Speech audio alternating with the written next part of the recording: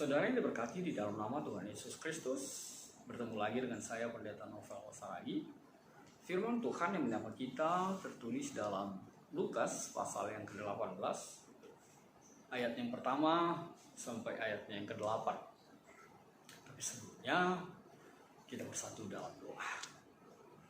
Terima kasih Tuhan buat hari indah, sukacita yang selalu Kau hadirkan di dalam Engkau ada di tengah-tengah kami. Bapa, satu kerinduan kami mau dengar akan firman-Mu. Maka berfirmanlah Engkau Tuhan Yesus, sebab kami siap untuk menerimanya. Amin. Saudara yang diberkati dalam nama Tuhan Yesus Kristus, seperti saya ungkapkan tadi, firman Tuhan yang menyapa kita tertulis dalam Lukas pasal yang ke-18, ayat yang pertama sampai ayatnya yang ke-8. Ada baiknya kita baca firman Tuhan secara bersama-sama. Aku mulai. Perumpamaan tentang hakim yang tak benar. Yesus mengatakan suatu perumpamaan kepada mereka untuk menegaskan bahwa mereka harus selalu berdoa dengan tidak jemu-jemu. Katanya, dalam sebuah kota ada seorang hakim yang tidak takut akan Allah dan tidak menghormati seorang pun. Dan di kota itu ada seorang janda yang selalu datang kepada hakim itu dan berkata, "Belalah aku terhadap lawanku." Beberapa waktu lamanya hakim itu menolak. Tetapi kemudian dia berkata dalam hatinya, "Walaupun aku tidak takut akan Allah dan tidak menghormati seorang pun, namun karena janda ini menyusahkan aku, baiklah aku membenarkan dia, supaya jangan terus saja ia datang dan akhirnya menyerang aku. Kata Tuhan, camkanlah apa yang dikatakan hakim yang lalim itu. Tidakkah Allah akan membenarkan orang-orang pilihannya yang siang malam berseru kepadanya? Dan adakah ia mengulur-ulur waktu sebelum menolong mereka? Aku berkata kepadamu, ia akan segera membenarkan mereka.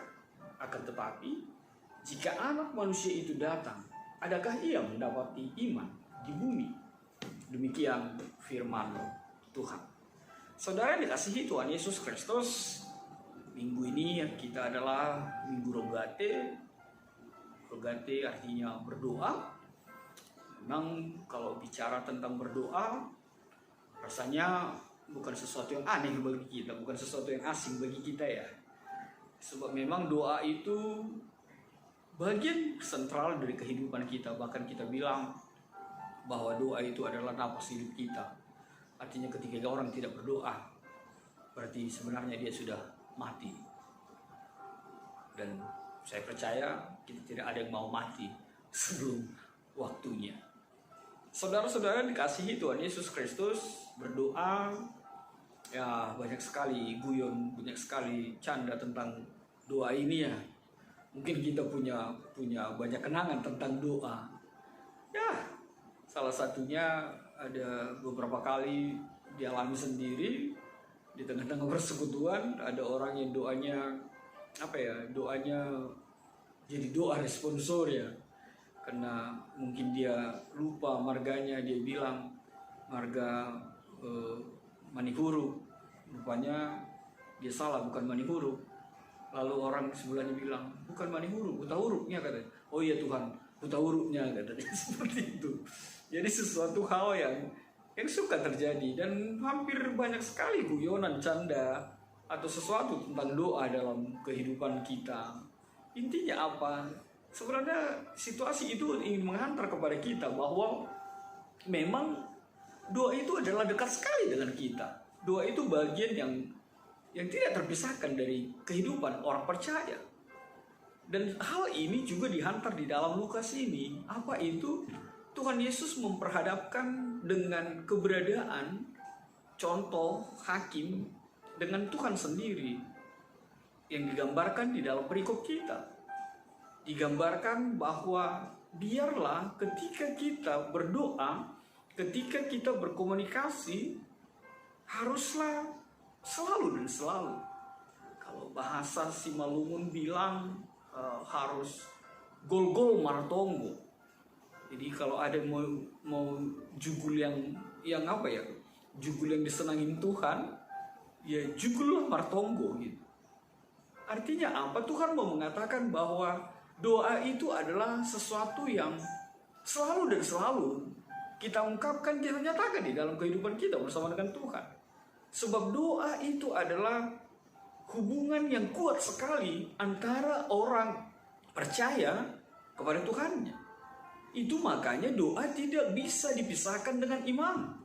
Doa itu tidak bisa dipisahkan dengan rasa percaya kita kepada Tuhan di dalam kehidupan kita. Sebab mustahillah orang berdoa tanpa beriman. Itu adalah doa sia-sia. Itu adalah doa yang hambar dalam kehidupan kita. Dan Tuhan mengatakan, berdoalah dengan tidak jemu-jemu. Doa yang unkondisional. Bukan melihat situasi dalam senang, dalam suka, dalam duka, dalam kemelut, dalam pergumulan. Tetaplah berdoa. Lalu apa yang kedua yang mau dinyatakan dalam situasi ini? Tuhan ingin bahwa di dalam doa itu ada sebuah kesungguhan. Dan memang itu menjadi poin penting dalam perikop kita saat ini. Adakah sebuah kesungguhan, bahkan adakah kesetiaan kita di dalam berkomunikasi dengan Tuhan kita? Sebab apa? Dengan kesungguhan kita, dengan terus-menerusnya kita berdoa, dengan segala sesuatu yang kita lakukan untuk mencapai, untuk mengharapkan sesuatu yang kita inginkan, itu pasti kelihatan dari kesungguhan kita. Sebab bukankah seperti itu? Bahwa dengan kesungguhan kita akan terlihat nyata bahwa kita serius, bahwa kita benar-benar di dalam apa yang kita inginkan terjadi di dalam kehidupan kita. Intinya apa? Ada sebuah kesungguhan dan kesetiaan di dalam berkomunikasi dengan Tuhan dalam hidup kita. Dan hal yang luar biasa, poin yang ketiga yang mau dinyatakan di dalam situasi ini, ketika Tuhan memperhadapkan seorang janda yang asing, orang asing bagi hakim itu, dinyatakan mampu, bahkan karena kejubulannya, tanda petik, dikabulkan oleh hakim itu sendiri. Pesan apa yang bisa kita lihat dari sana?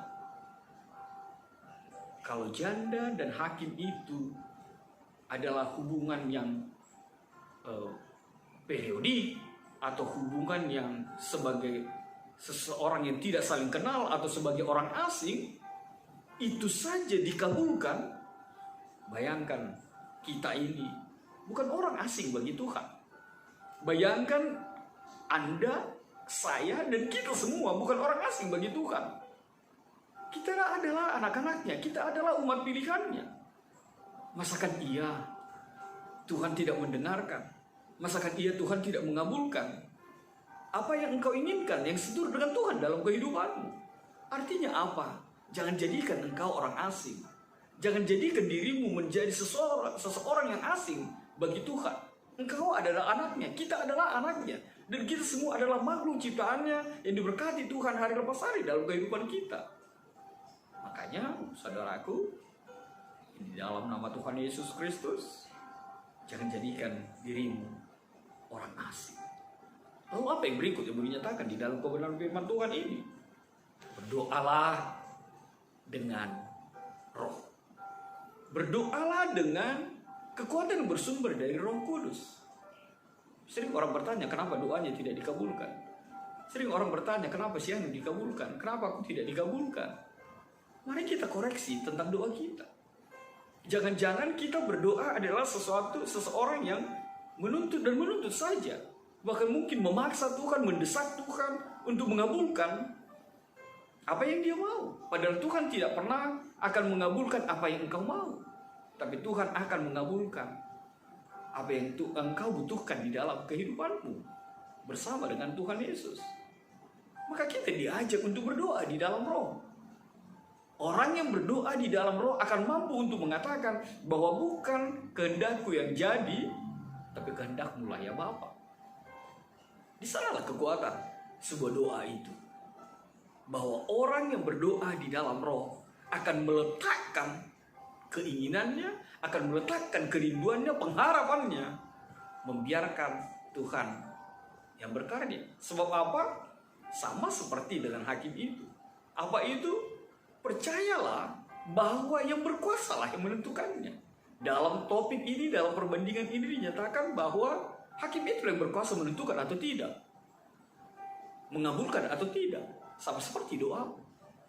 Serupa doa sepakontong kota. Percayalah, Tuhan yang berkuasa menentukan apa yang menjadi natang si porlunan ibagas kehidupan. Lalu apa yang terakhir, saudaraku? Biasanya kalau dibilang terakhir, semangat orang Allah selesai lah khotbah ini. Ya, apa yang terakhir? Yang terakhir sepertinya ayat ke-8 ini tidak berkorelasi. Kalau kita baca sepintas, kalau kita lihat sepintas, saya ulangi membacakannya. Aku berkata kepadamu, ia akan segera membenarkan mereka. Akan tetapi jika anak manusia itu datang, adakah ia mendapati iman di bumi? Apa maksudnya di sana? Yang pertama, saudara yang berkati di dalam nama Tuhan Yesus Kristus, firman Tuhan mau menyatakan bagi kita bahwa hal yang pertama seperti yang saya ucapkan tadi, bahwa komunikasi itu harus dilandasi oleh iman. Orang yang berdoa itu harus dilandasi dengan iman percayanya. Sehingga ketika kita berkomunikasi, menarik sekali apa yang dikatakan oleh dalam bahasa Batak Toba itu. Martanian, bukan martamian. Artinya apa? Kita berkomunikasi dengan iman kita dan kita mendengar apa yang Tuhan mau dengan doa kita. Apa yang Tuhan mau engkau lakukan di dalam kehidupanmu. Ihor cawan kam, Bapak, ihor cawan kam, Inang. Itu kan Tuhan di kehidupanmu dengan doamu. Sama seperti dengan anak-anak sekolah minggu atau pemuda. Tuhan mau lihat bahwa komunikasimu benarkah di dalam iman. Takutnya kan hanya meminta saja, hanya menuntut saja. Tapi tidak ada iman di sana. Lalu apa yang kedua? Ayat 8 ini mengatakan kepada kita, benarkah ada iman itu? Benarkah ada komunikasi itu? Sampai Tuhan datang nanti yang kedua kalinya. Dan benarkah doa itu selalu berlanjut dan berlanjut sampai kedatangan Tuhan yang kedua kalinya? Lalu apa yang ketiga? Yang ketiga begitu kuat sekali. Apa itu? Saya tertarik sekali dengan kata yang dikatakan, ia akan segera membenarkan mereka. Hisah, segera. Itulah yang ketiga. Bahwa Tuhan akan segera menjawab, mengabulkan, memberikan pembenaran akan engkau di tengah-tengah perjalanan kehidupanmu. Kalau akhir zaman akan tiba, kalau kedatangannya akan tiba, Yesus yang kedua kali, Tuhan mau bilang, Tuhan akan segera memberikan pembenaran itu bagi setiap orang yang berdoa dengan imannya kepada Tuhan. Maka tetaplah berdoa. Amin. Tuhan memberkati. Kita bersatu dalam doa. Bapa di dalam surga, terima kasih Tuhan Yesus buat kebenaran firman-Mu. Biarlah Tuhan Yesus, kami selalu dan selalu berdoa kepada Tuhan. Sebab doa itu adalah sesuatu yang unconditional, bukan sesuatu yang hanya terpaut dalam satu waktu, satu situasi, satu kondisi. Tapi biarlah kami selalu berkomunikasi. Gol-gol, martonggo, tetap berdoa. Apapun yang menjadi bagian kami di dalam kehidupan ini. Bapa di dalam sorga, di dalam Engkau kami patahkan, kami buang jauh segala virus corona yang mencoba mengganggu, yang mencoba bahkan membunuh daging kami. Dan kami teramat percaya Tuhan akan segera, Tuhan akan memberikan jawaban, Tuhan akan menghancurkan virus corona ini jauh melampaui apa yang kami prediksi di dalam kehidupan kami. Dalam kasih-Mu Tuhan Yesus kami berdoa dan mengucap syukur. Amin.